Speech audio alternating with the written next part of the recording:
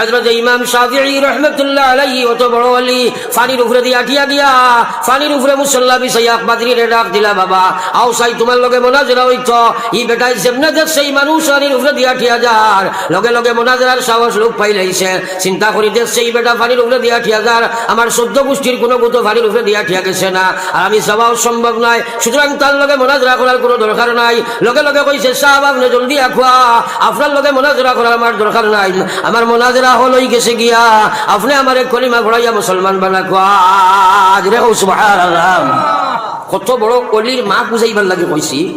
ও ইমাম শাফিঈ একদিন তার মার গুজরাত মাইয়া দেখেন মা মাটি তো আপনার উঠিয়া ঘুমাইতিরা, আস্তে আস্তে আস্তে আস্তে ধরো গিয়া উঠিলা হুতিয়া রিয়া মার আপনার ফার তলে মাটি লাগাইল দেখিয়া আমার দাড়ি দিয়ে খালি ফা আপনার মুসিদরা দাড়ির ভুসা বুধবাইয়া মা আখতা আপনার হজা হয়ে গেলা।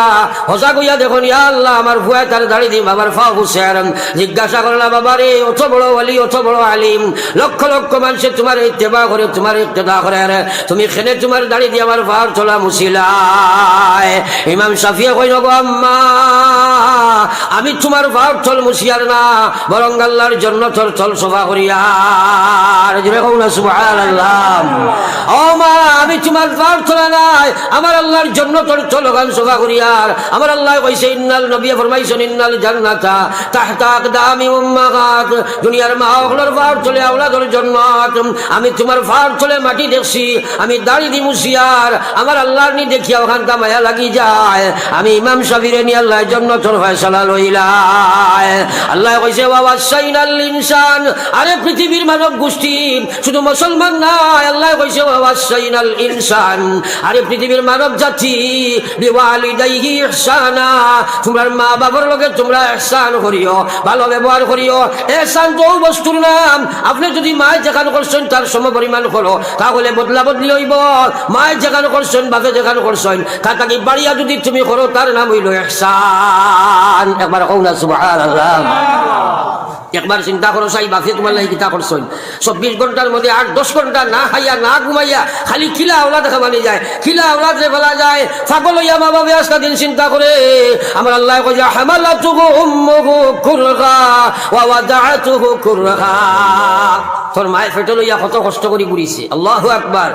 এক মার ফেটো বাবলার যে সময় থাকে আস্তা পৃথিবীর মানুষের যত বেদনা আছে সারা বেদনা যদি এখানো করা যায়, আর এক মার প্রসব বেদনার যে বেদনা হয় সারা পৃথিবীর বেদনা এখানো করলে এই বেদনার 100 ভাগের 1 ভাগ হইতো না। একবার কও না সুবহানাল্লাহ। একবার চিন্তা করো আওলাদ ফেটো লইয়া মায়ের যে সময় আপনার 9 মাস 10 মাস খাটায়, ইলা কোনো রাইত যায়, বাপ আপনার ফালঙ্গ ফুটিয়া গড়িয়াইয়া নাক দেখাইয়া ঘুমায়, আর বেটি চকিল লামাত গড়িয়াই গড়িয়াই রাইত হয়।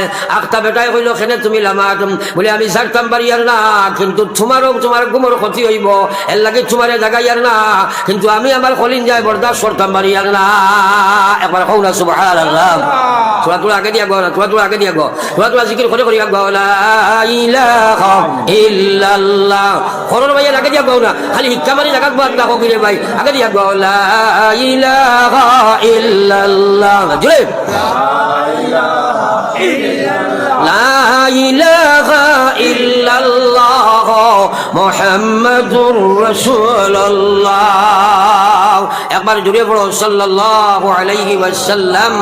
আমার ভাই ওগুলার বুজুর্গ হল এর লাগি আল্লাহ কইছে হামালাতুহু উম্মুহু কুরহা, কত কষ্ট করিয়া তোর মায় তোরে ফেটে লইয়া ঘুরিল।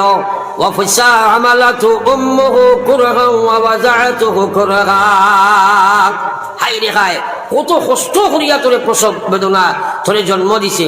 এক মার প্রসবের সময় কিতা কষ্ট হইছে তোরা চিন্তা করো রে ভাই। তোরা তিরতিরানির বাদে মার লোকে বুকুম বাকুম করে আসেনি নাই মাথা না। আর আল্লাহ কইয়া ফালা তাকুল্লাহুমা উফ, ইলা কথা তোর মুখে দিয়ে আনিস না। উফ শব্দ তোর ব্যবহার কষ্টদায়ক কোন শব্দ তোর মুখে দিয়ে ব্যবহার করতে পারছে না। ফালা তাকুল্লাহুমা উফ ওয়ালা তানহারহুমা, তোর ব্যবহার দি তোর বাচনে দি তোর কার্যকলাপ দি তোর চিন্তাধারা দিয়া তোর মা বাবরের জন্য আপনার বঞ্চিত লাঞ্ছিত করতে পারছে নাই।